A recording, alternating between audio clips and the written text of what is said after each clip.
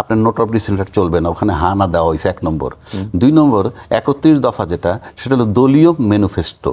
এটা বাংলাদেশের 100% জনগণের নয়, 100% জনগণের ম্যানিফেস্টো হইল গণভোট।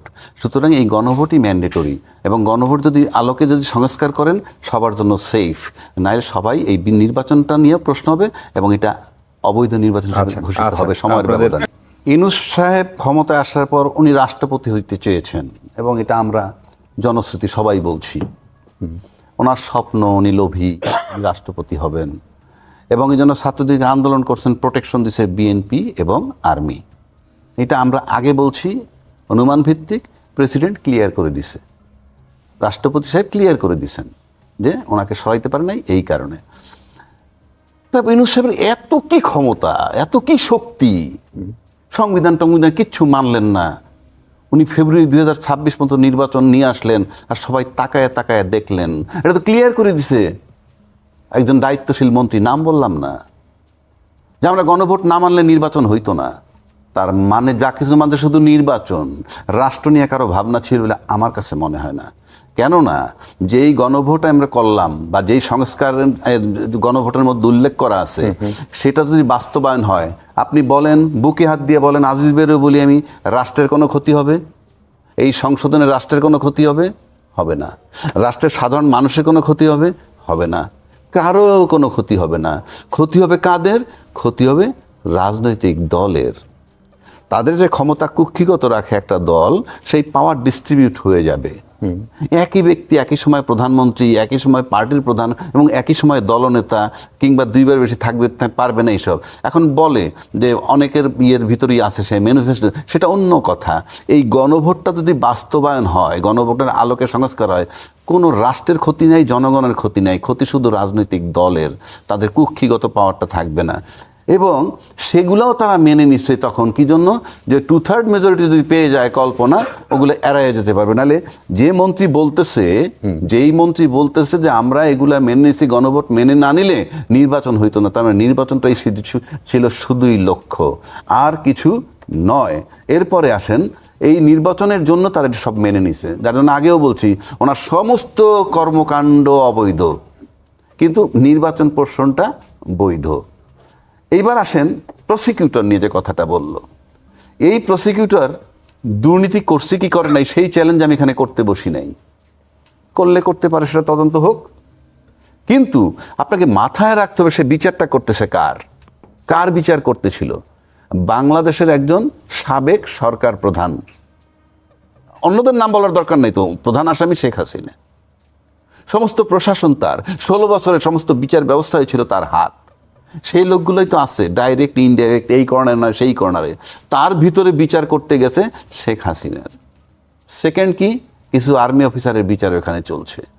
সেই আর্মি অফিসারের সাথে, সেনাপ্রধানের সাথে কিন্তু তাজুল ইসলামের নাকি কথাবার্তা, অনেক বৈঠক হয়েছে, অনেক চ্যালেঞ্জ হয়েছে, সে কোনো কিছুতে হার মানে নাই।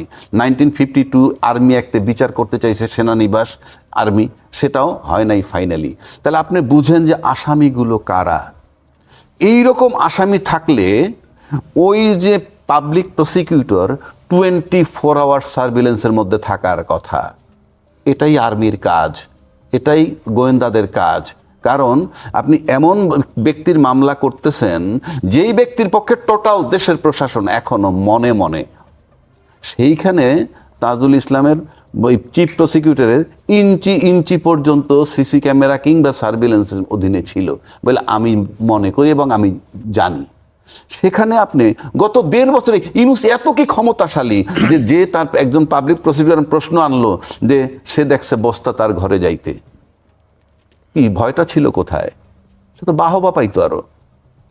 আপনি ইউনূস সাহেব পাওয়ার হ্যান্ডওভার করার পরই তাজুল ইসলাম সম্পর্কে এই কথাগুলো আসছে। মানে ইউনূস সাহেবের শক্তিটা কোথায়? টোটাল দেশে 18 মাস উনি ওনার মতো করে রাখছে। মানে আমি আর সারপ্রাইজিং। তাহলে ইউনূস সাহেব দয়া করে গেছে নির্বাচনটা দিয়ে।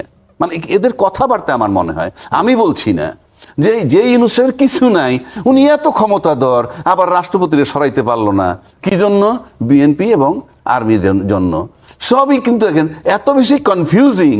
মানে আলটিমেটলি নির্বাচন দরকার এবং নির্বাচনের জন্য সব মেনে নিছি। মেইন ধারণাটা ছিল 3 মাস 6 মাসের মধ্যে ফেলে দিবে, উনি নির্বাচনতে বাধ্য হবেন। উনি যে কেন এত ক্ষমতাশালী হলেও কেন কেউ কিছু করতে পারলো না, এখন চলে যাওয়ার পর আমরা সবাই আমিও বলতেছি উনি ব্যর্থ। কিন্তু 18 মাস থাকলো কি করে? আমি আবারও বলছি তার সব কাজ অবৈধ, শুধু নির্বাচন প্রশ্নটা বৈধ। আপনি সব তার কর্মকাণ্ড অবৈধ করেন, তার নির্বাচন দেওয়াটা অবৈধ। আর নির্বাচন কমিশন লেটার যা বললো, টোটাল কাউন্টিং নিয়েই তো সে একটা বিতর্ক তৈরি করে দিল। টোটাল কাউন্টিংটাই তো এখন ডাউটফুল হবে। আপনি যদি এইখানে ভুল হয়, সব জায়গায় শুদ্ধ এই ইউনুস সরকারের মতো বলবো সব জায়গায় আপনার কাউন্টিং ঠিক আছিল, আপনি এই জায়গায় কাউন্টিংটা ভুল হয়েছে, এটা খাবে মানুষ? সুতরাং আপনি এটার মানে হচ্ছে যে আমরা যে সবকিছু ধামাচাপা দিয়ে মিথ্যার উপরে এস্টাবলিশ হইতে চাচ্ছি, সেটাই হলো এটার প্রমাণ আমার কাছে মনে হয়।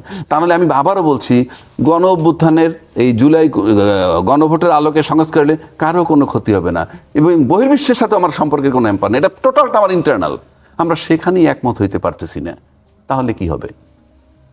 তাহলে কি হবে? আচ্ছা, এটার মানে হচ্ছে যে আপনি সবাই বোধহয় কোথাও একটা ভয়ের মধ্যে আছে যে যদি আজকে বাদে কালকে আওয়ামী লীগ কখন ক্ষমতা। আমি বললাম তো, সংবিধান এমনভাবে সাজাইছে আপনারা সবাই রাষ্ট্রদ্রোহিতার ভিতরে পড়বেন যদি ওই গণভোটের আলোকে সংস্কার না করে। যত কথাই বলেন, একটা রিভার্স সরকার, যদি অ্যাডভার্স সরকার, আপনি কি লক্ষ্য করে দেখছেন শেখ হাসিনা 21 বছর পরে দেশে ক্ষমতায় আসছে, মানে দেশে এসে তারপরে ক্ষমতা আসলে 21 বছর পর, তারপর কিন্তু সে কি বিচার করছে? বঙ্গবন্ধু হত্যার বিচার করছে, স্বাধীনতা বিরোধী যাদের, মানবতা বিরোধী তাদের বিচার করছে। এটাও তো ইন্ডেমনিটি কত দিয়ে আপনি আটকে রাখলেন। আপনি একটা অ্যাডভার্স গভর্নমেন্ট যদি আসে, আজকে আসুক আর 15 বছর পরে আসুক, সে কে সেটা আমার জানার বিষয় না। Everybody will be answerable. যদি আপনি এগুলো ঠিক করে না যান, সব ঠিক করা সম্ভব। আমি আবারও বলছি, সব ঠিক করা সম্ভব। আমি ছোট মাথার থেকে বলছি, সব ঠিক করা সম্ভব।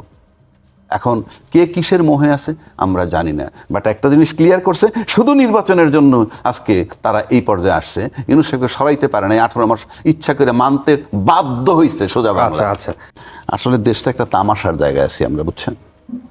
স্রেফ তামাশা ছাড়া আপনি যদি রাষ্ট্র গঠন করতে চান, সবাই একমত হবেন না কেন? কি দ্বিমতটা হওয়ার কারণটা কি? আপনি জুলাই অভ্যুত্থান হয়েছে বলে আজকে নির্বাচন হয়েছে। জুলাই অভ্যুত্থান না হলে তো 2029 সালে নির্বাচন হইতো। এটা তো মাথায় রাখতে হবে। This is the reality. এখন জুলাই অভ্যুত্থান কে করছে?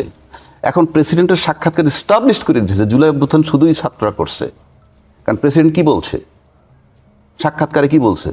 যে বিএনপি আমাকে সহযোগিতা করছে, মানে তা না সে ক্ষমতা থাকতে পারতো না।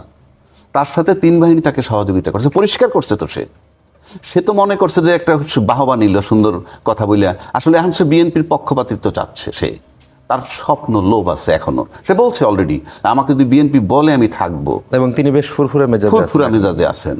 এবং সে বলছে তাহলে বিএনপি যখনই তাকে শেল্টার দিছে, তার মানে তাকে তো ছাত্ররা তাকে সরাইতে চাইছে। তখন বিএনপি চাওয়া মানে বিএনপি জুলাই অভ্যুত্থানে নাই, সেটা সে এস্টাবলিশ করছে। তার এই ইন্টারভিউতে বিএনপির যে কত বড় ক্ষতি করছে সেটা বিএনপি ওই মুহূর্তে বুঝে নাই, রাষ্ট্রপতিও বোধহয় বুঝেন নাই, কিংবা জুলাইটাকে স্বীকৃতি দেবে না, তাতে ঐক্যমত্য তারা আছে। তা না হলে জুলাই না হলে আপনি নির্বাচন পাবেন না, নাম্বার 1। নাম্বার 2, কোন সংবিধানে নির্বাচন করছেন 2026-এর ফেব্রুয়ারিতে? 2026-এর ফেব্রুয়ারিতে নির্বাচন কোথায়? আজিজ ভাই যেমন বললো, সর্বোচ্চ আপনি 180 দিন নেবেন। তাতে কি হয়? 8ই আগস্ট থেকে যদি ধরেন, 8ই আগস্ট 2024 থেকে যদি ধরেন, তারপরে 180 দিন যদি আপনি ধরেন, তাতে 7ই ফেব্রুয়ারি 2025 পর্যন্ত হয়। আমি তো সে জায়গাটাই আসতেছি। আপনি সংবিধানই যদি ধরেন, তাতে আসে 7ই ফেব্রুয়ারি 2025। কিন্তু 12ই ফেব্রুয়ারি 2026 কি তামাশা? যে আপনি মানে আপনি যখন মন চায় তখন করবেন, সংবিধান কি এটা পারমিট করে? যখন মন চায় তখন তো করে না। আপনি সংবিধানে নাই, ফ্রম ডে 1 আমি বলে আসতেছি, তা আপনি সংবিধানে নাই। আর যদি আপনার সংবিধানে থাকেনি, আমি রাষ্ট্রপতিকে বলবো, আপনি তো মারাত্মকভাবে সংবিধান ভায়োলেট করতেছেন। রাষ্ট্রপতি বলছেন ওই ইন্টারভিউতে যে আমি জীবন দিয়ে সংবিধানের ধারাবাহিকতা রক্ষা করব। এইটা তার প্রতিজ্ঞা ছিল। উনি জীবন দিলেন কোথায়? উনি যে 4-এর কয়ের যে ধারাটা ফলো করেন নাই, সেখানে কি আছে? এটা বলবে যে আমরা আওয়ামী লীগের। আপনি সংবিধানের দয় কেন দেন? ওখানে বলা আছে সব জায়গায় বঙ্গবন্ধুর ছবি হ্যাঙ্গিং থাকবে। মানে সমস্ত অফিস আদালত বিদেশি দূতাবাস ইত্যাদি সংবিধান চাইরের কতে আপনি তো আপনার রাষ্ট্রপতি তো সেটা ভায়োলেট করছেন। আপনার ওখান থেকে 11 নভেম্বর 2024 এটা নামানো হয়েছে, অথচ আপনি বলতেছেন আপনাকে 3 বাহিনী এবং বিএনপি আপনাকে শেল্টার দিছে। তাহলে তারপরে এইটা আপনি ফলো করেন না, আপনি তো নিজেই সংবিধান ভায়োলেট করতেছেন। 1, 2, আপনি জানতেছেন ইউনূস সরকার সাংবিধানিক না, you are supported by BNP and army, তো আপনি ওত দিলেন কেন? আপনি তো জানেন সে সাংবিধানিক না। আচ্ছা, তারপরে ইউনূস সরকার অবৈধ, অসাংবিধানিক, তার অধীনে নির্বাচন নিয়ে যারা আজকে বসলেন তার বৈধতা থাকে কিনা? যদি আপনি ওইটার বৈধতা না দেন, আপনি সে নির্বাচনের পার্টটা বৈধ হয়ে গেল আর সব অবৈধ হয়ে গেল। উনি যে নির্বাচনটা দিলেন এই টাইমটা, এইটা বৈধ হয়ে গেল আর সব অবৈধ হয়ে গেল। এটা তো সহজ না রে ভাই। আমি বারবার বলি, এটা রাষ্ট্র, দেশ ওই জায়গায় নাই। আপনারা যদি মনে করেন যে ওখানে বসে বসে এখানে সব ঠিক করে ফেলবেন, বাংলাদেশে শেখ হাসিনার চেয়ে প্রশাসনকে সর্বোচ্চ লেভেলে ব্যবহার করতে কেউ পারেনি। হাইয়েস্ট লেভেলে ব্যবহার করছে সে। বাংলাদেশে এ পর্যন্ত যারা এখন তার 30 ভাগের 1 ভাগও ক্ষমতার দাপট দেখাইতে পারবেন বলে এই প্রশাসন দিয়ে আমার কাছে মনে হয়। সেটা কি পজিটিভলি বললেন না নেগেটিভলি? আপনি নেগেটিভলি, আমি বলছি হাসিনারটা নেগেটিভলি বলছি, জোর করছে। কিন্তু আজকে যদি আমরা এই যে কথাগুলো আনতেছি এগুলো যদি নিয়ে আসি, আমি তো তাইলে আমাকে নেগেটিভ হইতে হবে। এত বিতর্কের পরে যদি আপনি থাকেন তাহলে তো আপনি নেগেটিভ। এই যে বললাম 6 জন অ্যাডমিনিস্ট্রেটর নিয়োগ দিচ্ছেন, গণতান্ত্রিক সরকার, আপনি নির্বাচনে বিশ্বাসী, আপনি দলীয় লোককে কিভাবে নিয়োগ দিয়ে দেন? তাহলে আপনি নির্বাচনে বিশ্বাসী না, কিংবা আতঙ্কিত নির্বাচনের ফলাফল নিয়ে। 3 নম্বর যদি আসে, নির্বাচন কমিশন যেটা করলো, প্রবলেম একটা ক্রিয়েট করে দিল। উনি তো ডাউট তৈরি করে দিলেন, পুরো নির্বাচন প্রক্রিয়া নিয়ে ডাউট হবে এখন। যে আপনি যখন এইখানে এত ভোট কমায় ফেললেন, আপনি তো পুরো নির্বাচনের ফলাফলটাকে বিতর্কিত করে দিলেন। এই যে বিতর্কিত, এটার খেসারত কে দিবে? আমি আবারও বলছি, এটা রাষ্ট্র, এটা তামাশা না। এটা মস্করা করতে বসছেন আপনারা। নির্বাচন কমিশন তড়িঘড়ি করে আপনারা নির্বাচনের ফলাফল দিয়ে দিলেন, 10,74,000, 10,74,000 বাকি হয়ে গেল। এটা কি তামাশা? কি গুনছেন আপনি? 10 লাখ ভুল হয়েছে, এত প্রশাসন, এত কিছু। সুতরাং এটা তামাশা না, পুরা প্রক্রিয়া। এই যে মিথ্যা হইলে কি হয় জানেন? আমরা বারবার বলছি, সিম্পল বৈধতা দিলে হইতো কি, ওই যে জুলাই ঘোষণাপত্র বানাইছিল এত বড় বড় রাজনীতিবিদ, ওইখানে যদি ঘোষণা করে দিত যে এই সরকারকে অন্তর্বর্তী সরকার হিসেবে ঘোষণা করা হইল, এবং তার মেয়াদ 8ই আগস্ট 2024 থেকে 30 জুন 2026 পর্যন্ত দেওয়া হইল, এবং এর ভিতরে উনি একটা নির্বাচন করবেন এবং নির্বাচনে হ্যান্ড ওভার করবেন, এই জুলাই ঘোষণাপত্র যদি থাকতো তাতেও তারা বৈধতা পান। 3 নম্বর, এখন যদি গণভোটের আলোকে আপনি সংবিধান সংস্কার না করেন, আপনি সংবিধানে ঢুকতে পারবেন কিভাবে? গায়ের জোরে, নিয়মতান্ত্রিক ভাবে না। আমি আবারও বলছি, 142 অনুচ্ছেদে আছে কি 2/3 হইলে আপনি সংবিধানের সংশোধন করতে পারবেন, যেভাবে খুশি সেভাবে বলা আছে। আবার 7-এর খতে বলা আছে, 7-এর খতে বলা আছে এই যে 142-এ যা কিছু বলা থাকুক না কেন,